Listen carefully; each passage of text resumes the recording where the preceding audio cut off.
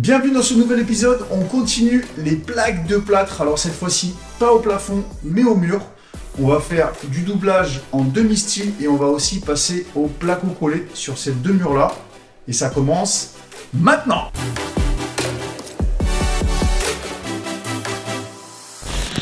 Ok, donc là on va attaquer un doublage en demi-style. Donc demi-style, c'est rail, montant et une plaque de BA, donc bord aminci, en 13 mm avec un isolant en 45 à l'intérieur. Donc c'est vraiment l'idée, c'est de perdre le moins de place possible au niveau de l'épaisseur d'encombrement, enfin de tout ça. Donc on va partir sur on va venir se plaquer le plus possible. C'est pour ça que j'ai posé mon rail, mon premier rail contre le mur. Ensuite, pour mon calpinage, j'ai mis mon laser. Et là, le contrôle que tu dois faire dans la rénovation, dans l'ancien, c'est qu'une fois que tu as mis ton laser, c'est de vérifier à chaque fois, tout le long du mur, d'accord, que tu as l'espace du rail, donc du montant qui va passer par ce mur, d'accord. Je dis ça parce que des fois, tu as des bosses, ok. Et si tu ne le remarques pas, tu vas faire tout ton ferraillage et au moment de mettre ton montant, eh ben, ton montant va toucher en plein milieu de la cloison. Voilà, là on est bien, on est à 7,5 et en fait ça va comme ça en grandissant. Donc au plafond on est pratiquement à 8,5. Donc là on est bien. Tu vérifies ça à droite, à gauche, en haut, un peu partout. Et dès que c'est bon, tu mets tes repères un peu partout. Voilà, tu vois là j'ai mis un repère comme tu peux le voir.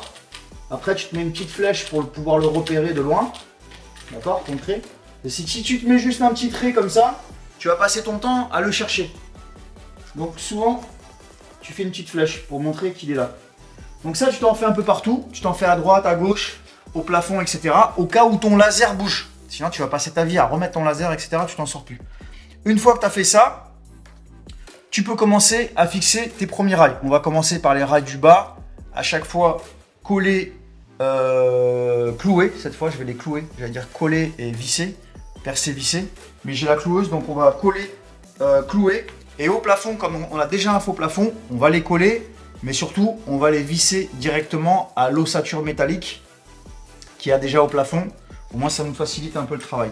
Ensuite, on mettra nos montants, mais c'est ce que tu vas voir maintenant.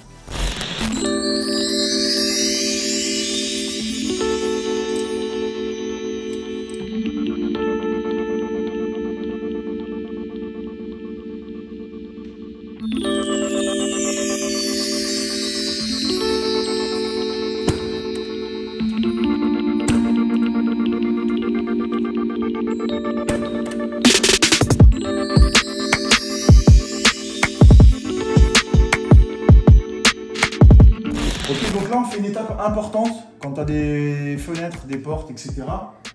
Tu viens mettre à chaque fois un montant contre ta porte, à droite et à gauche. Bon là on vient habiller autour, on n'est pas sur une porte qu'on va venir attacher dans l'ossature, on vient autour. Donc comme on vient autour, je prends une chute comme ça. Et au moment de fixer mon montant en bas, le sertir en bas et en haut, ben, je viens à chaque fois glisser une chute de placo, en bas je sertis, en haut je sertis. Donc là on est sur la rénovation. Si lui est à peu près d'aplomb, tu te bases sur lui finalement. Tu vois, tu cherches pas à être nickel au laser. Pourquoi? Parce que sinon tu vas venir créer en fait une espèce de queue de billard sur cet encadrement. Et du coup une fois fini, ça va pas faire joli. Tu es obligé parfois dans la rénovation de t'adapter à l'existant. Donc là, je l'ai vérifié, il est pratiquement niveau à 2 mm. Donc du coup, nous, on vient poser pour une fois le montant, pas au laser, mais on s'adapte à l'existant. Donc voilà, tu mets une chute en bas, tu sertis, une chute ici, tu cales bien et tu sertis là-haut. Pareil des deux côtés, là, tu as fait le côté droit et le côté gauche de ton encadrement.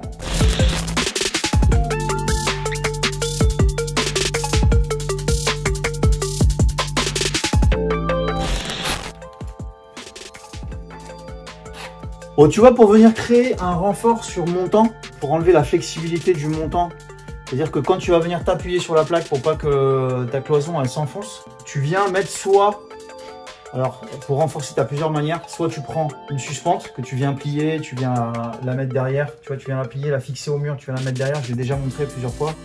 Et tu viens de fixer dessus. Soit tu peux utiliser une chute de rail ou de montant. Viens voir. C'est ce que j'ai fait là. Tu vois. Ok. Donc là, j'ai pris un rail. Je l'ai plié. Je l'ai découpé. Je l'ai fait passer à l'intérieur. Et j'ai mis 2 vis PRPF. Je vais t'en montrer un. Bon, pour réaliser ça, comment tu fais? Tu viens faire un petit retrait là de 2-3 mm, on va dire, même un peu plus s'il faut. Pourquoi? Pour pas que cette partie-là vienne sortir par ici, d'accord? Donc comme d'habitude, tu fais un petit V. Voilà, le petit V, c'est pour éviter que quand tu replies, ce bord-là ne touche cet angle et que tu n'arrives pas à avoir un vrai 90 degrés. Ok.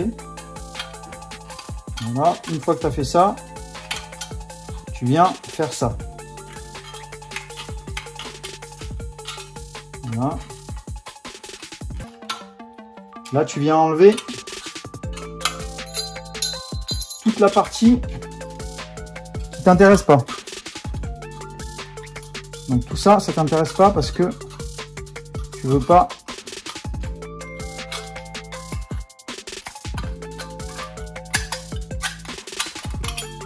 Voilà. Et là, tu replies. Voilà. Hop, tu replies à l'intérieur. Une fois que tu es comme ça, cette partie-là, elle vient entre les deux montants. D'accord? Et cette partie-là, tu viens la visser au mur ou la clouer. Moi, je l'ai clouée. Et là, après, entre les deux, tu viens mettre tes deux montants, tu viens les mettre ensemble. Et là, tu viens mettre des vis qui vont traverser le montant, le renfort et l'autre montant. D'accord? Avant de le mettre en place, c'est bien de mettre un petit coup de marteau aussi pour l'aplanir un peu, tu vois, parce qu'il est un petit peu tordu. Il y a une petite surépaisseur en plus avec ses... Il a une forme un peu, voilà. Donc ça, c'est bon. Et sinon, pour le phonique, ici, c'est pas notre cas parce qu'on est dans l'ancien, dans la pierre. Donc au niveau du son, on n'a pas le problème qu'on a dans les bâtiments neufs avec le béton qui résonne vachement. Il y a tous les bruits qui passent à travers. Dans la pierre, c'est pas le cas.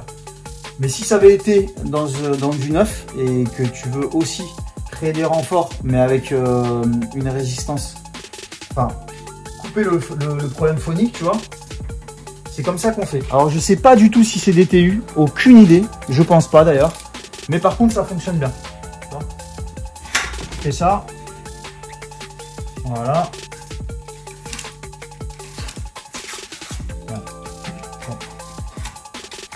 On fait pas de l'esthétique.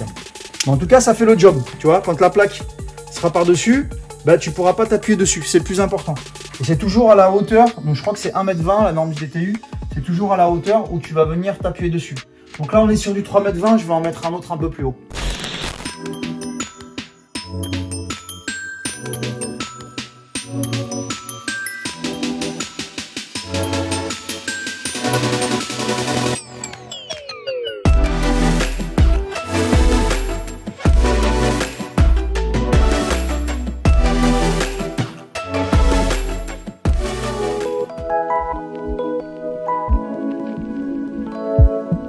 Bon mes copains et mes copines, on va passer à l'étape du placo collé. Alors je préfère le dire une fois de plus, même si j'ai déjà dit sur Instagram, c'est pas dans le DTU de coller des plaques de plâtre sans polystyrène derrière avec du MAP contre un mur. Bon, on a suffisamment de recul depuis des dizaines d'années où on pratique ce genre de choses. Donc mettre une plaque de BA13 ou BA10 si tu veux, mais c'est un peu plus souple, c'est un peu plus malléable. Le BA13, nous on va utiliser du BA13 avec du MAP, du mortier adhésif qu'on va venir coller pour uniformiser un petit peu les choses. On a un mur avec de la pierre, un autre mur avec un enduit, et puis on voit bien que ça avait été fait à la main. Voilà, il y a des vagues un peu sur les murs. Nous l'idée c'est de rendre tout ça le plus plan possible sans perdre d'épaisseur. Parce que si tu commences à faire comme les autres murs qu'on a fait, donc du coup avec ferraillage plus plaque de plâtre, tu vas perdre au minimum 6 cm. Donc du coup l'idée là c'est de perdre le moins possible. Et pour ça, une plaque de plâtre BA13, donc c'est 13 mm, plus du MAP on va dire un minima, un demi-centimètre, voire 1 centimètre. On est à 2 cm, 2 cm et demi. Donc on n'est même pas à la moitié de ce qu'on peut faire avec du métal, enfin de la ferraille et des plaques de plâtre. Donc ça c'est plutôt intéressant. Donc si tu veux avoir un résultat vraiment d'aplomb partout et avoir vraiment une continuité parfaite entre tes plaques, parce que le risque c'est que comme tu mets du MAP derrière tes plaques, c'est de trop appuyer et de te retrouver de nouveau avec des bosses. Pour éviter ça, ce que tu fais c'est très simple. Tu prends une règle ou un grand niveau comme ça. Tu mesures l'épaisseur que tu as. Donc là, cette règle, ce niveau fait 6,5. La plaque, on va dire 15 mm, même si elle fait que 13 mm, on est à 8 cm. 8 cm, tu vas mettre 1 cm en moyenne de MAP, on est à 9 cm. Donc du coup, ce que je fais, moi, je prends un laser, je le fais taper je vérifie un peu de partout parce qu'il y a des bosses de partout, que j'ai à minima, que j'ai 9 cm, ces fameux 9 cm, entre 8,5 et 9 on va dire, de partout. Donc au niveau des sols, au niveau des plafonds, au niveau du mur de droite, de gauche. Une fois que j'ai réussi à mettre mon laser à ces 9 cm de partout, eh ben, je vais pouvoir commencer à plaquer. Quand je vais plaquer ma première plaque, théoriquement, je vais l'enfoncer avec ce niveau. Et plus je vais taper sur la plaque, je vais l'enfoncer. Et plus je vais avoir mon laser qui va passer de là au bord. D'accord? Et dès que mon laser tape au bord, de partout, en haut, en bas, dans n'importe quel sens, je suis sûr que ma plaque va être vraiment d'aplomb en suivant le laser. Donc ça, c'est vraiment très très simple comme technique, mais au final, ça te permet d'avoir un résultat aux petits oignons.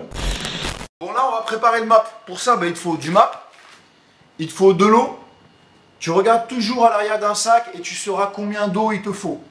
Là, je trouve que c'est pas assez. Du coup, moi, je rajoute toujours 1 litre. Là, il parlait de 14 litres. Moi, j'en mets 15, 16, histoire que ce soit pâteux, mais quand même homogène pour pouvoir faire des belles boules et les jeter contre le mur. Il faut aussi un malaxeur. C'est indispensable. Et après, je vais t'expliquer comment moi, j'envoie les boules. Comment dans le DTU, il faut envoyer les boules. C'est assez simple.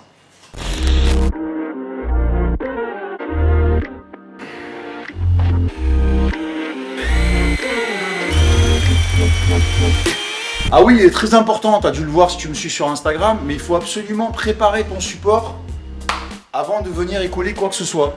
Donc tu as des différents primaires qui sont faits spécialement pour. Donc tu en as pour le plâtre, tu en as des multimatériaux. Donc moi en l'occurrence j'ai utilisé un multimatériau parce que d'un côté j'ai de la pierre, de l'autre côté j'ai de l'enduit. Enfin voilà, pour être tranquille je te conseille un primaire multimatériau. Tu en as même pour le carrelage. Tu vois, des primaires pour le carrelage, ça peut aller très bien là-dessus. Voilà, tu en as différents, tu choisis celui que tu veux. Il y a différentes marques. L'essentiel, c'est que tu as un support qui soit, que le fond soit bloqué, que la porosité soit régulée, que tu te retrouves avec un support bien sec, bien sain et adhérent. Voilà, tout simplement. C'est pour ça que tu vois qu'actuellement, le support brille. Voilà, il brille parce que là, il est saturé, il est prêt à être encollé. Donc pour l'encoller, tu prends 2 couteaux américains de différentes tailles, tu peux utiliser plus gros si tu veux. Et tu viens à chaque fois te faire des boules. À peu près, la boule c'est à peu près ce que tu peux mettre dans, comme une pomme, quoi, on va dire, ce que tu peux mettre dans le creux de ta main. Et en fonction de la planéité de ton support, là par exemple, moi je vais contrôler au laser, au mètre, pardon, entre le mur et le laser, combien j'ai. Si j'ai des creux, eh ben, je vais compenser, je vais mettre plus de MAP. Si j'ai des bosses, je vais compenser, je vais mettre moins de MAP. Histoire de ne pas avoir des gros plots de MAP à des endroits où tu n'en as pas beaucoup besoin. Et pour le coup, il va falloir que tu tapes comme un malade pour rentrer la plaque. Tu vois ce que je veux dire? Donc voilà. Après, il y a une règle pour envoyer du MAP sur une plaque de plâtre. Elle est très simple. C'est 7 dans le sens vertical, 7 boules dans le sens vertical et 5 dans le centre horizontal. Donc là, je te l'ai matérialisé pour que tu puisses comprendre. Donc là, tu as ton bord de plaque. Là, tu as ta moitié de plaque. Et moi, ce que je fais, alors j'arrive à le faire visuellement parce que bon, quand tu as l'habitude, tu sais que là, tu es à peu près à la moitié de la plaque. Là, en regardant, tu sais que tu es à peu près à 120. Donc moi j'envoie toujours ma boule à peu près vers là. Mais ça coûte rien de mesurer, de faire un repère à 120, tu vois. Si tu as un deuxième laser, tu mets un coup de laser là à 120. Et quand tu envoies tes boules, tu sais très bien que tu es dans le laser, donc tu es bon. Tu vois, histoire de ne pas le mettre un peu plus loin. Donc là, ce que je vais faire, c'est que je vais en mettre une au centre. D'accord? J'en mets une au centre, une de chaque côté. On est à 3. Entre ces 3-là, je vais proportionnellement, tu vois, me foutre au milieu. J'en aurai 5. Pareil dans l'autre sens. J'en mets une tout en bas, j'en mets une tout en haut. Et je sais qu'entre les deux extrémités, j'en aurai plus que 2 à mettre. Donc, une fois que j'ai les deux extrémités, je sais que les 2 autres, je vais les mettre à peu près là. Et ainsi de suite pour les deux d'en bas. Une fois que j'ai fait ma croix comme ça, j'ai plus qu'à la reproduire dans tous les sens. Tout simplement. Je te montre ça en image.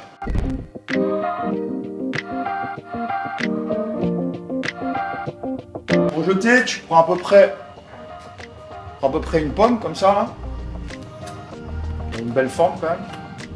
Et en fait, tu la jettes comme ça. Je vais te montrer là en bas. Tu jettes pas comme ça, tu jettes pas comme ça, tu jettes sur le côté, tu vois. Comme ça. Tu vois. Comme ça, ton couteau, il la libère.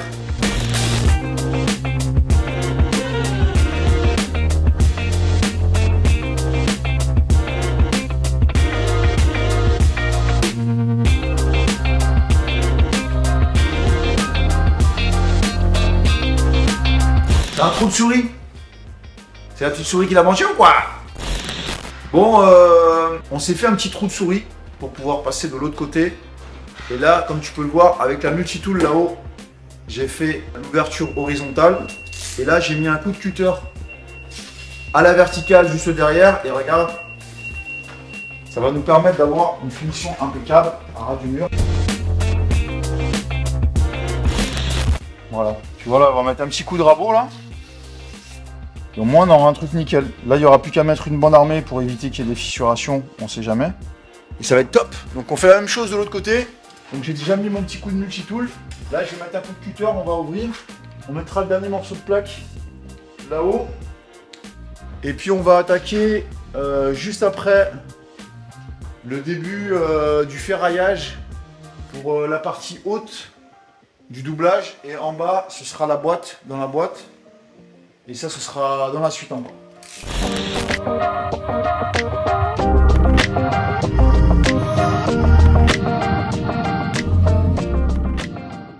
Et voilà, cette vidéo est maintenant terminée. J'espère qu'elle t'a plu.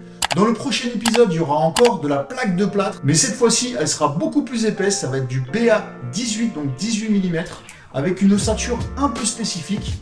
C'est ce qu'on a utilisé pour construire cette boîte qui est juste derrière moi. Et ça, ce sera dimanche prochain. Ciao!